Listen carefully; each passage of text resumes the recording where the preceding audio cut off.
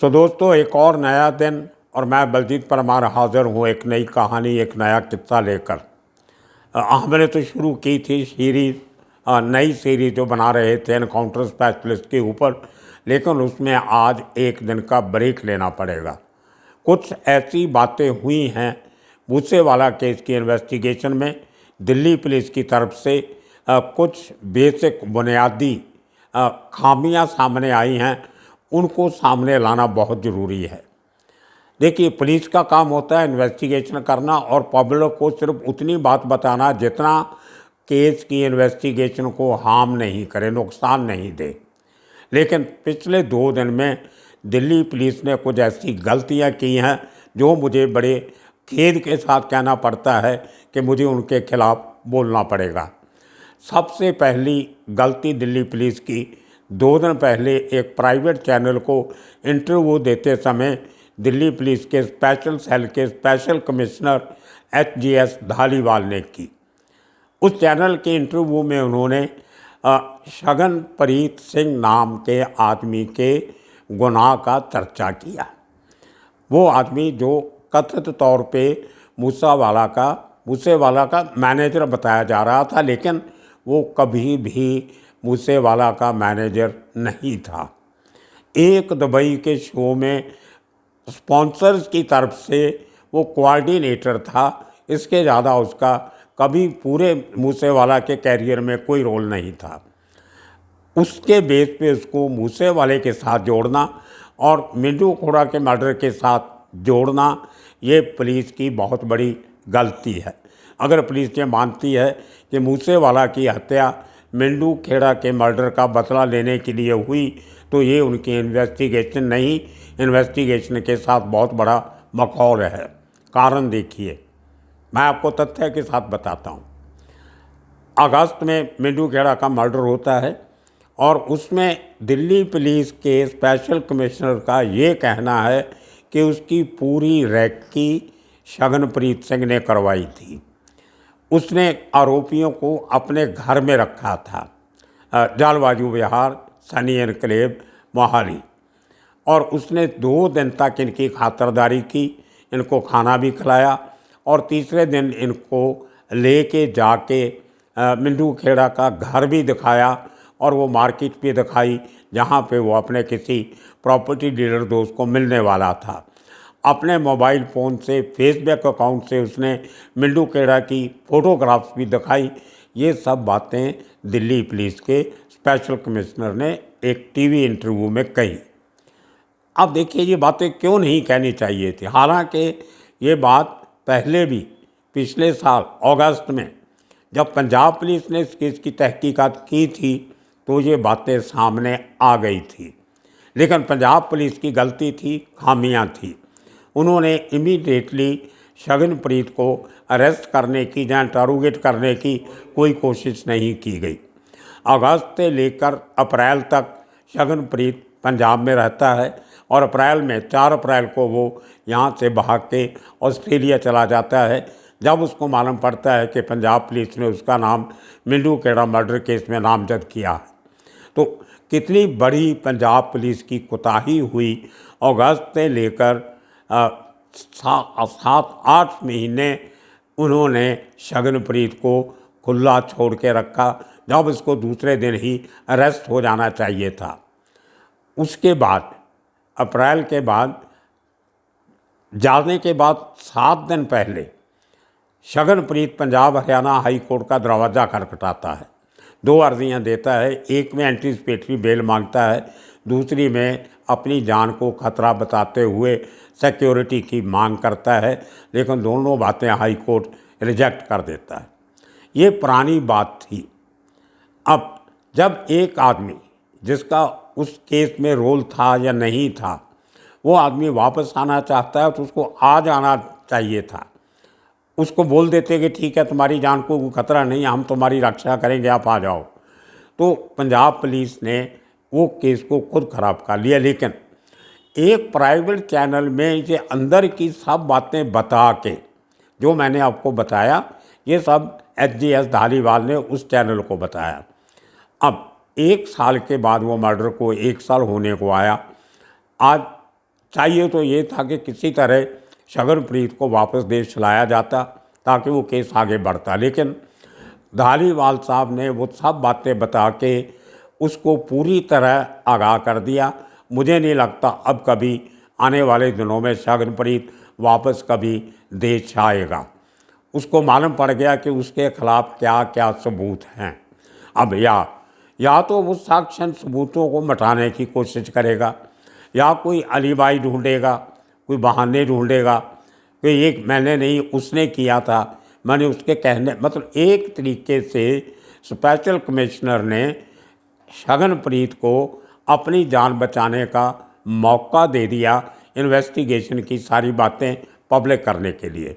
मुझे लगता है कहीं ना कहीं दिल्ली पुलिस पंजाब पुलिस को नीचा गिराने में लगी हुई है, नीचा दिखाने में लगी हुई है। बड़े तरीके से पंजाब पुलिस की गलतियां, नाकामियां उनको गिना रही है। दूसरी बात, कल दिल्ली पुलिस ने अंकित सिरसा को पकड़ा, वो शख्स जिसने बड़े करीब से जाके सिद्धू मूसेवाले पे गोलियां चलाई थी।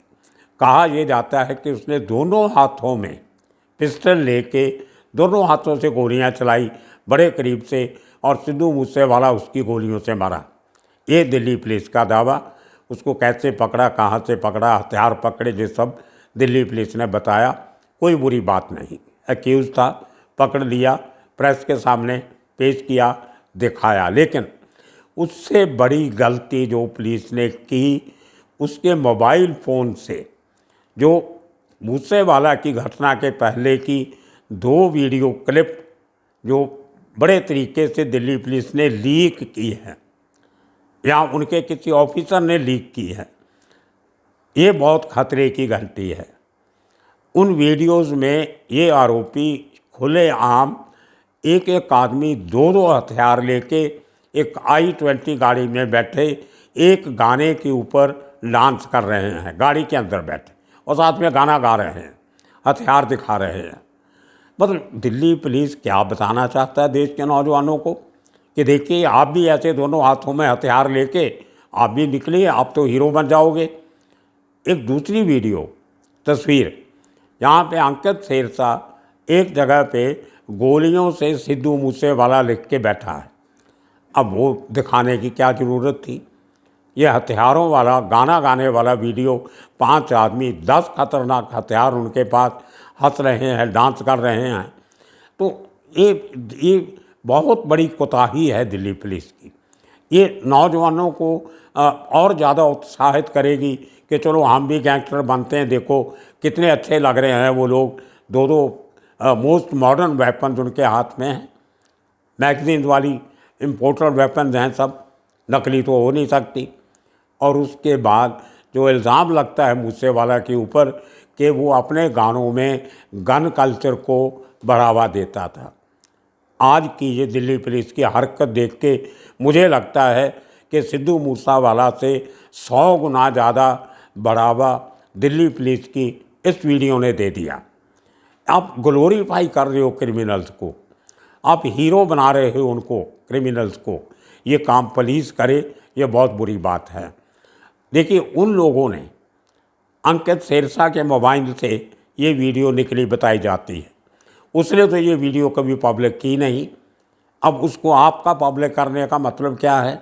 और तीसरी बात, कल की अपने एक इंटरव्यू में एक दूसरी चैनल के साथ बात करते हुए धालीवाल साहब ये बताते हैं कि हमने वो आदमी को भी ढूंढ लिया था जिसने 8 लाख रुपए में AK-47 इन कातलों को बेची थी। कुर्बान नाम का एक आदमी जो अब मर गया कोरोना से, उसका भाई इमरान, और उनका आगे एक बेटा नदीम, ये लोगों के नाम लिए गए और ये बताया गया कि वो लोग बड़ी समय से हथियारों की सप्लाई का काम करते हैं। यूपी में खुर्जा में रहने वाले हैं, बुलंदशहर के पास। अब मुझे बताइए ये बातें पब्लिक की जाती हैं क्या? और ऊपर से ये भी कह दिया कि AK-47 जो है वो 8 लाख की अवेलेबल है। अब कल को जिसको AK-47 चाहिए, किसने किससे दुश्मनी निकालनी है, वो अपना असर सूख लड़ा के बुलंदशहर जाएगा, वहाँ से खुर्जा जाके इमरान खान को ढूंढेगा, नदीम को ढूंढेगा, या उनके किसी आदमी को ढूंढ लेगा और मिल जाएंगे। और 8 लाख नहीं, अब कीमत बढ़ जाएगी, 10 लाख में AK-47 खरीद के आ जाएगा। अरे भाई साहब, पुलिस का काम होता है ऐसी दुकानें बंद करवाना, उनका पता बताना नहीं होता कि इस दुकान पे जाइए आपको AK-47 मिलेगी। ये बहुत बड़ी कोताही है, जो बातें नहीं बतानी चाहिए थी। वो अपनी पीठ थपथपा रहे थे कि हमने उस आदमी को ढूंढ लिया जो हथियार बेचता है, लेकिन कार्रवाई क्या की? कुछ नहीं। अल्टीमेटली उस शख्स को, नदीम को पकड़ने का काम NIA ने किया, नेशनल इन्वेस्टिगेटिव एजेंसी ने किया। तो एक तीर से धालीवाल दो निशाने लगा रहे थे। एक तो पंजाब पुलिस को नाकाम बता रहे थे, देखो पंजाब पुलिस को पता ही नहीं चला हथियार कहाँ से लिए, AK-47 कहाँ से आई, हम बताते हैं कहाँ से आई। खुर्जा से आई, कुर्बान अली ने, इमरान अली ने बेची, और पकड़ा जाता है वह शख्स NIA की तरफ से। अब मुझे ये समझ नहीं आती, ये केस मानसा में चल रहा है या दिल्ली पुलिस हेडक्वार्टर में चल रहा है या NIA हेडक्वार्टर में चल रहा है। अभी NIA का हेडक्वार्टर इसलिए कह रहा हूँ कि अभी जो नए NIA के डायरेक्टर बनाए गए हैं पिछले दिनों में, दिनकर गुप्ता, वो 1 साल पहले तक पंजाब के DGP थे। यहाँ से उनकी पॉलिटिकल मास्टर से नहीं बनी, उनको पहले DGP से हटा के साइड में बैठाया गया, और अब उनको यहाँ से देश की सबसे बड़ी इन्वेस्टिगेशन एजेंसी NIA का DG लगा दिया गया। अब क्या दिनकर गुप्ता जी NIA में बैठ के पंजाब के इंटरेस्ट को आगे रखेंगे? ये बहुत सी गुत्थियाँ हैं जो उलझती जा रही हैं, सुलझ नहीं रही है। क्या बात है कि दिल्ली पुलिस इस केस में इतना इंटरेस्ट ले रही है? इसके बाद जब उनको पूछो कि बाकी ये काम क्यों नहीं हुआ, वो बोलते हैं वो तो लोकल पुलिस का काम है। भाई साहब, अपना नंबर बनाने के लिए आप आरोपियों को पकड़ लेते हो और बाद में कहते हो कि ये तो पंजाब पुलिस का काम था पकड़ना। अब 15-15 दिन रिमांड लेके आप उनके दिमाग में क्या डालते हो, क्या निकालते हो? उसके बाद जब वो आदमी इंडॉक्ट्राइजेशन होने के बाद रिमांड पे पंजाब पुलिस के पास आता है तो उसका दिमाग खाली हुआ होता है, बताने के पास कुछ नहीं होता। तो ये बहुत अजीब कशमकश चल रही है दिल्ली पुलिस, पंजाब पुलिस और NIA की। अब इसका ओवरऑल नुकसान भुगतना पड़ेगा मूसेवाला को, उसके केस को। अब किसकी गवाही कैसे होगी, ये कुछ समझ में नहीं आ रहा।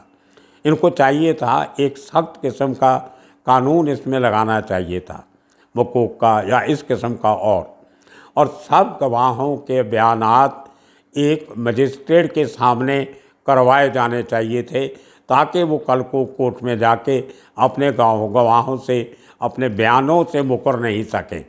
इस किस्म की कोई कार्रवाई हुई, इसकी कोई नॉलेज अभी तक पब्लिक डोमेन में नहीं है।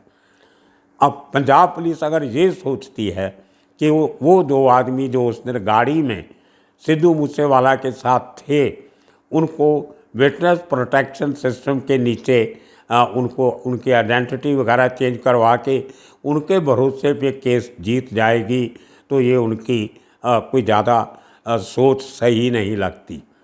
वो 2 गवाहों ने भी ऐसे बयान पहले दिए हुए हैं जो पूरे केस को ख़राब करके रख देंगे।